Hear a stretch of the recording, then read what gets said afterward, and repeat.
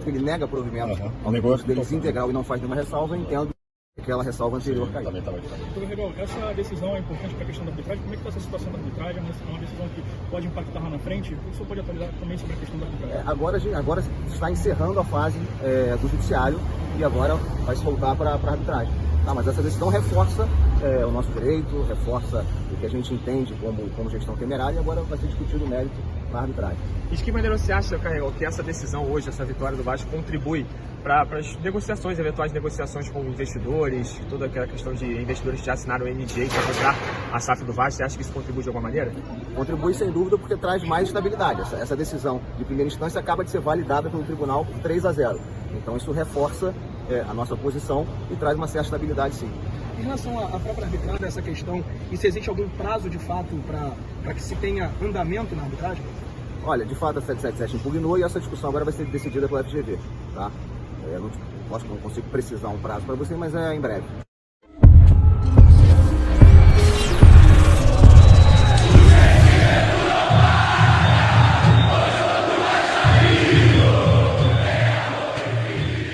Nessa terça-feira, 13h, os desembargadores indeferiram o pedido da empresa americana 777 Partners e mantiveram o Clube de Regatas Vasco da Gama, o associativo, no comando da SAF vascaína, tá? A sessão decisiva confirmou o controle administrativo da SAF siga sob comando do presidente Pedrinho. A 777 até tentou, mas agora a situação vai para a arbitragem e a coisa pode ficar ainda pior para a 777.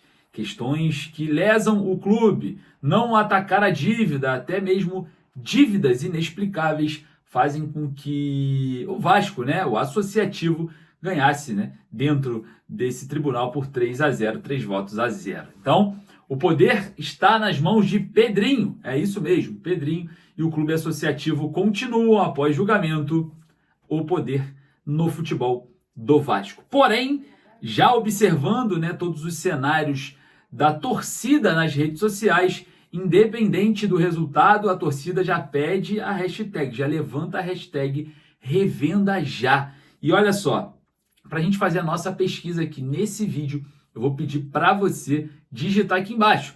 Você é a favor da revenda já de imediato ou você acredita nessa reconstrução e que o clube associativo com a política vascaína manter o poder no futebol a longo prazo? Qual é a sua opinião? Vai lá nos comentários e deixe a sua opinião. Lembrando que aqui também no primeiro comentário fixado eu deixo o link da Estrela Bet.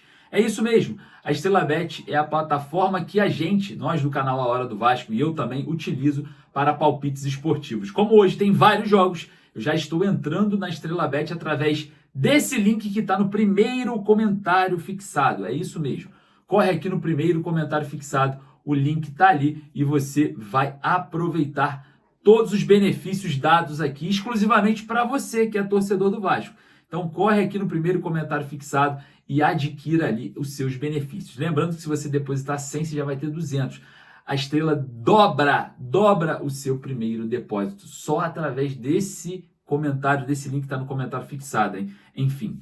Bom, após o Vasco associativo conquistar o poder, a gente sabe que tem outro julgamento, que é a arbitragem que vai determinar a porcentagem, e as ações ali do futebol do Vasco entre a empresa americana 777 Partners com a ACAP e o clube associativo que era sócio minoritário, que ainda é diante das ações, mas por uma liminar afasta o poder dos americanos dentro da SAF vascaína e o Vasco, como um sócio fundador, está ali agora no poder do futebol. Não por questões majoritárias em porcentagem, mas sim porque tem uma liminar que não deixa a 777 estar no poder. E agora esse próximo julgamento em arbitragem, não é nem certo falar julgamento.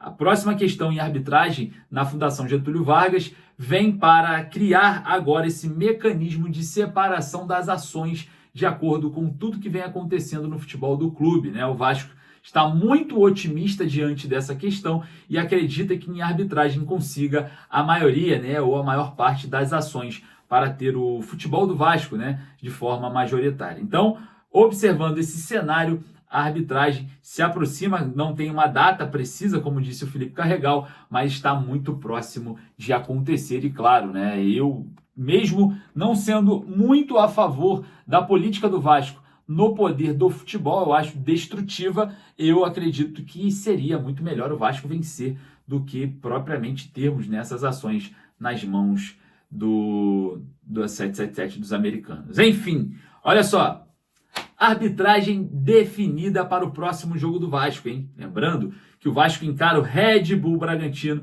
pela 11ª rodada do Campeonato Brasileiro. Jogo no próximo sábado às 9 da noite e arbitragem de Minas Gerais. E vale lembrar que esse jogo é tão importante que faz com que o Vasco possa se afastar lá daquela zona do desconforto, que é próximo da zona do rebaixamento, enfrentando a boa equipe do Bragantino. Vem fazendo uma boa temporada até então em São Januário, mas o Vasco vem embalado, né? Depois da última vitória contra o Melgar, classificando aí por playoffs na Copa Sul-Americana. E lembrando que hoje tem decisão para o Vasco, a gente vai conhecer aí possíveis adversários do Vasco na Libertadores da América. Hoje a gente vai estar acompanhando todos os passos dessa questão. Mas a arbitragem para o jogo do Vasco, próximo jogo do Gigante da Colina contra o Red Bull Bragantino no sábado em São Januário, é de Paulo César Zanovelli. Exatamente, a CBF escolhe o mineiro para apitar Vasco e Red Bull Bragantino.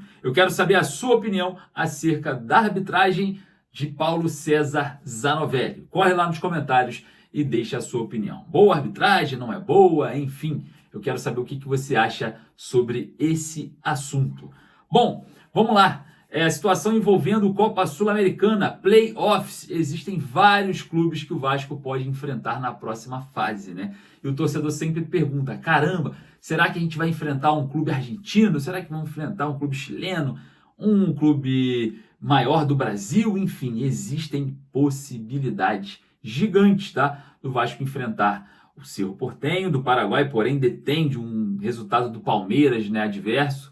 Tem a Universidade do Chile, que perdeu para o Botafogo. Existe a possibilidade da LDU. Existe a possibilidade do Flamengo, tá? Então existem vários clubes que possam entrar no caminho do Vasco agora, no decorrer de uma fase decisiva da Copa Sul-Americana. Eu vou perguntar para você, e eu quero que você responda com toda a sinceridade do mundo.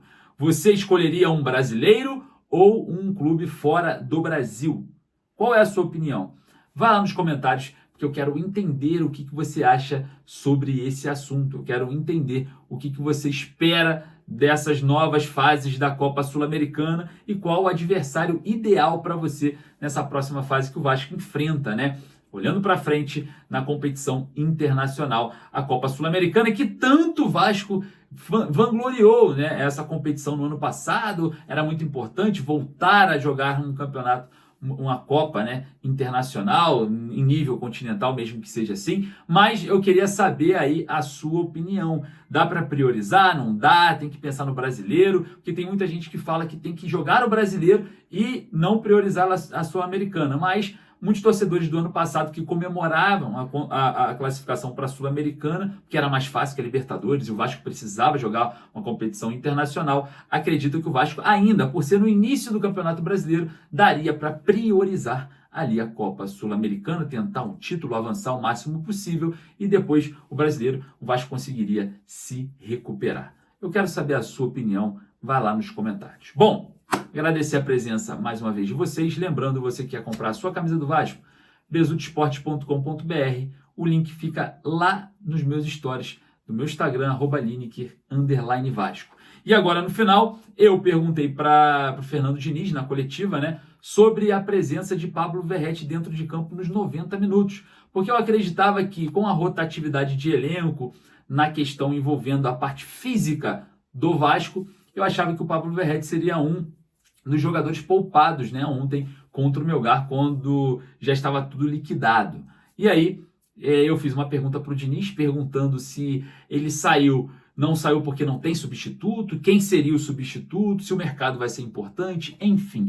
Eu vou deixar aqui agora o meu papo com Fernando Diniz e ele respondendo na coletiva ontem de imprensa após vitória sobre o Melgar. Mas vai lá nos comentários e deixe a sua opinião.